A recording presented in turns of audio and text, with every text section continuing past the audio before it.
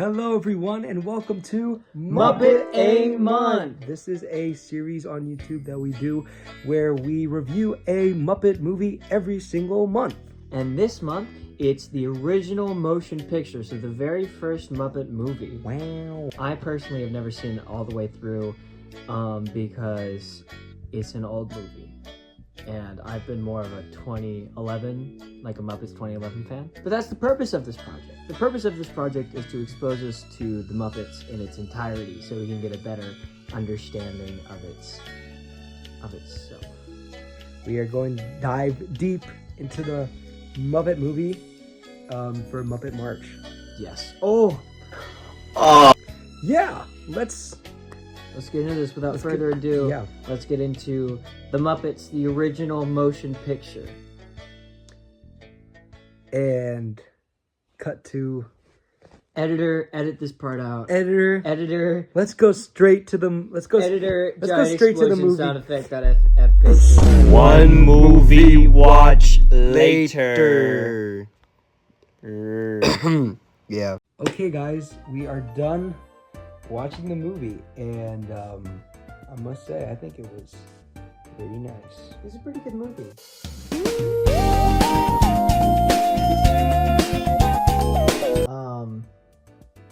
It's definitely a product of its times. Late 70s, early 80s movie. And while it was made in 1979, I will say that I think it is still fairly relevant. I think like the really I think the only outdated part of it would probably be like the cameos.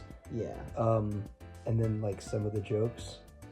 But I felt like the majority of the cameos, with the exception of that one waiter who I did not understand. Yeah. Most of the celebrity cameos, you could just, if you didn't know that they were celebrities, you could just write them off as good actors. Because the Mel Brooks one, we didn't even know that it was Mel Brooks. Yeah, Mel Brooks played a scientist, and he did the role so outstanding. We didn't even know it was a cameo to begin with. But I mean, he did it. He did that really good. Oh yeah. Okay, so the thing with the Muppet movie, is that it's like I said earlier, it's a product of the times, because it drags a lot at certain points, and it's got some beautiful moments, like the whole campfire scene, and then him going off and talking to himself. Beautiful. Final scene, I love it. Opening scene, gorgeous.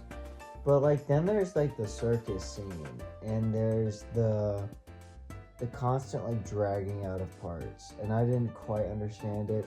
Could also be because my attention span is really short. But I still thought that the whole movie was really good. Obviously it's a Muppet movie, so of course it's gonna be good. We should probably give our ratings before we criticize more. Okay. About this. Or I give stuff like that. Okay. Is this out of 10? Yeah. Okay. Hold on.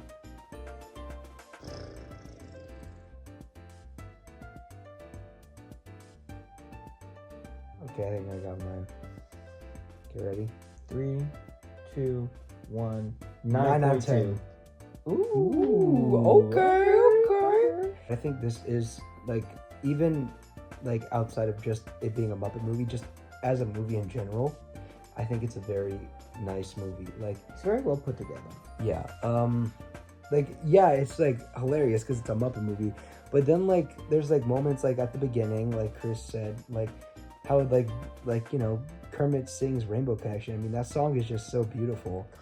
And then at the end, they reprise the song, and it's they're all singing it together, and it's and there's the rainbow, and it's a symbol.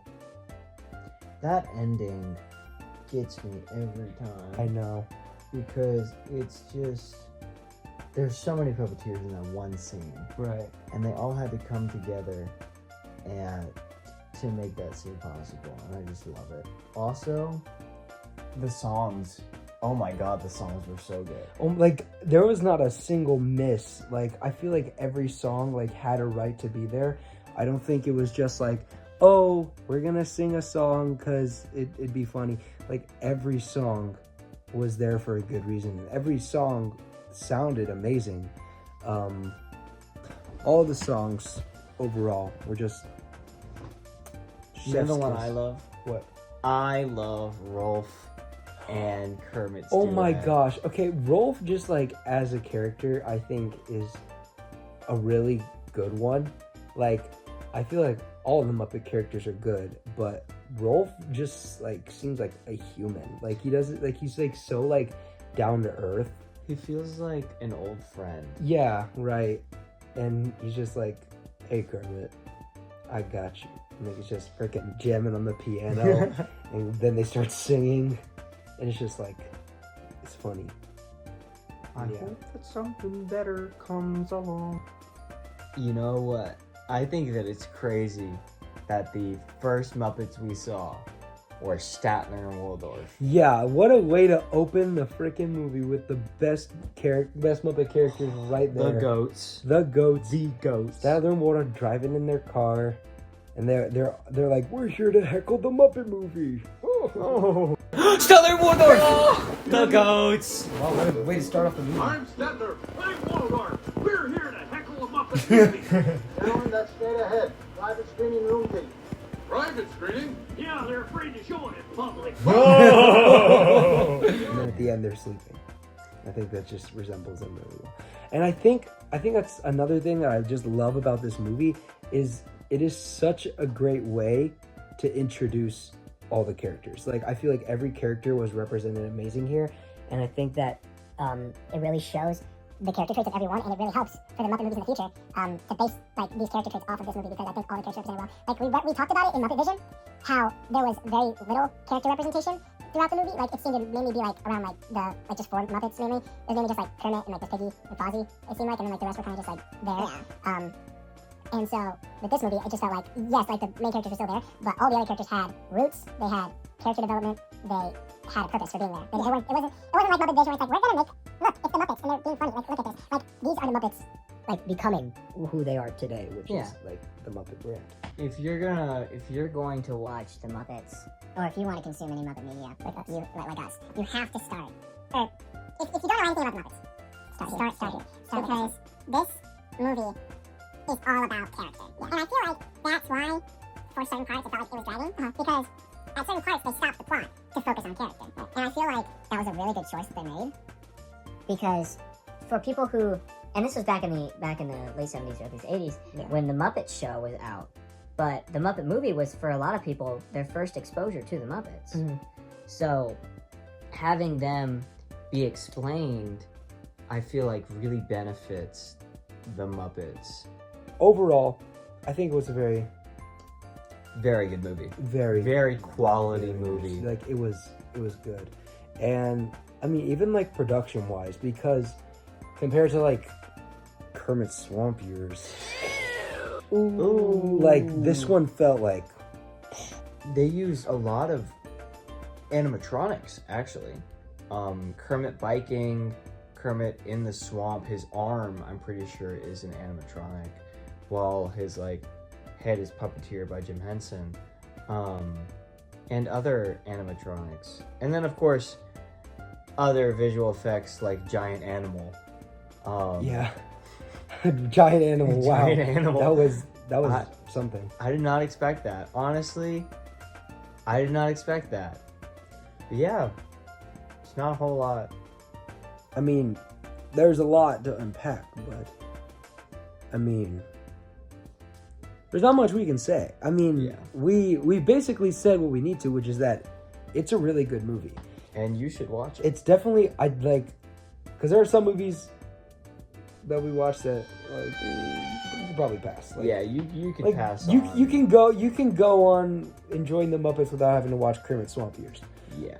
But I definitely say if you're a Muppets fan or you're interested in the Muppets franchise, this is definitely a probably requirement, honestly. Oh yeah. So there's this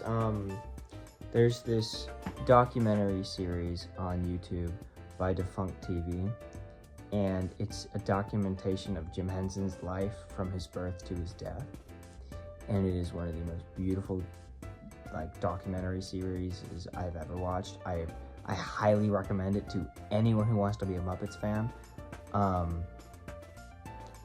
And it just made me love Jim Henson so much because his story is equal parts tragic,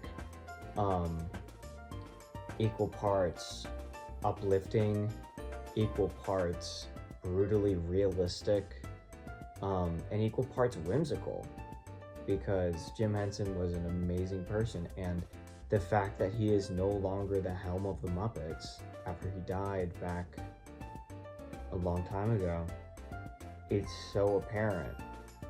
The closest that we got to being back to Jim Henson was Muppets 2011. But like anything in between, anything after, it just doesn't feel the same. It really doesn't.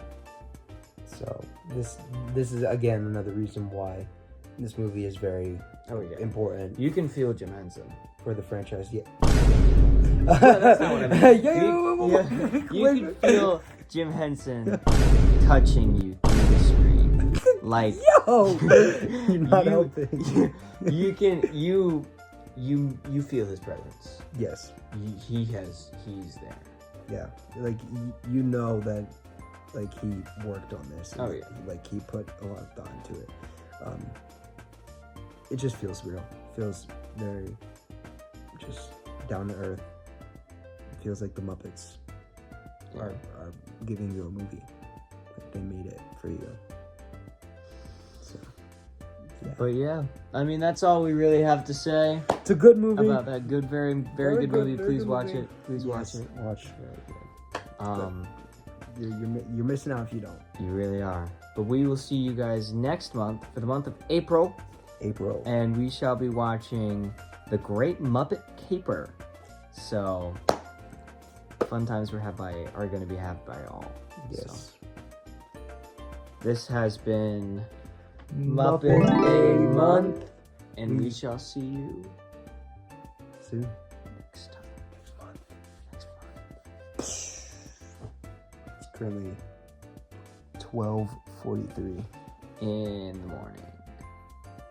But we're up on that grind. We are. We're up on that Muppet grind. The Muppet. The Muppet. The Muppets. The Muppets.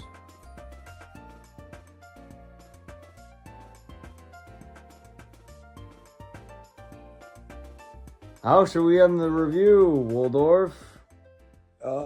Someday we'll find it, the rainbow connection, the lovers, the dreamers, and me. La da da dee da da, la da da da dee da.